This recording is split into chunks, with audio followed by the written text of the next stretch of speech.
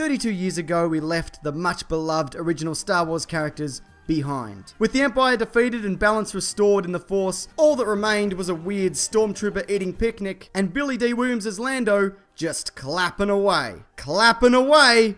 Clapping away. That clap proved a little premature with Disney's acquisition of Lucasfilm in 2012. Because Star Wars is back in a big way, making Lando look like a right idiot. And no, not another prequel, though we are technically getting one of those. A brand new sequel trilogy starting with 2015's The Force Awakens. All your favorites have returned, without a Dexter Jetster in sight, bolstered by a fresh new cast. The story goes that the Resistance must take on the might of the First Order, a rebranded empire that pose an even greater threat to the galaxy than before. This was promised to be the Star Wars we've all been waiting for. And forget your sequel books, Disney said. Books are for nerds. This follow-up has actual real-life Harrison Ford, and they didn't even have to CGI any enthusiasm into him. But the question is it any good?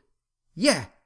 It's pretty good. And a big part of that is how well the new and old cast mesh together. The three young leads are terrific, with Daisy Ridley and John Boyega given the most to do, really breathing life back into this universe. The interplay between the two of them and Han Solo is really a joy to watch, with Harrison Ford giving it his all. The villains, as headed up by Kylo Ren and Hux, are also great as looming threats. In particular, Ren, for reasons I won't elaborate on. The world as well, it feels very Star Wars in a way that the prequels didn't. CGI only seems to be used for shots where it's entirely necessary, otherwise it acts to bolster real sets, real locations, and animatronics. There's also never a dull moment here. It jumps from set piece to set piece at breakneck speed, with no one stopping to explain how the Force works or to discuss the intricacies of intergalactic politics. There's actually a very definitive moment, and you'll know it when you see it, where the audience is pretty much turned to and told, look, we're not doing any of that, not ever. On the flip side of all this, the breakneck speed does work against the film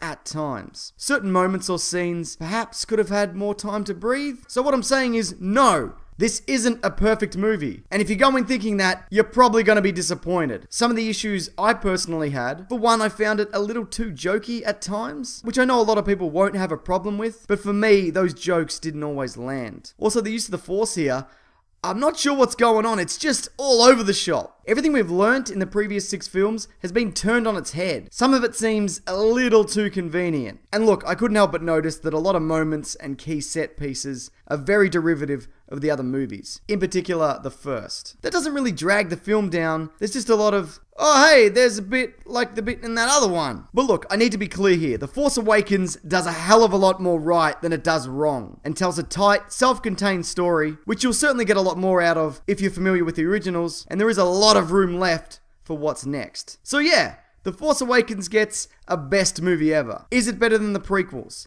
Yes. Is it better than the originals? It's far too early to say. And I don't want to get ahead of myself. Like a real bloody clapping Lando. Look at this idiot. Thanks everyone. Now if you want, feel free to check out either of these videos. I'd highly recommend the one on the left if you're a Star Wars fan, because it's really something. I'll leave it at that. Also I have a podcast called The Weekly Planet, where this Monday we're talking all things The Force Awakens. That'll be linked below. But what did you think of episode 7? Was it everything you wanted and more? Or did it leave you disappointed? I'd love to hear your thoughts, so if you do have any, please feel free to leave them below in the comments. And if you could not spoil it for other people, that'd be great. And if you're worried about spoilers, yeah, probably stay out of the comments. Alright, that'll do it. Thanks everyone. Take care.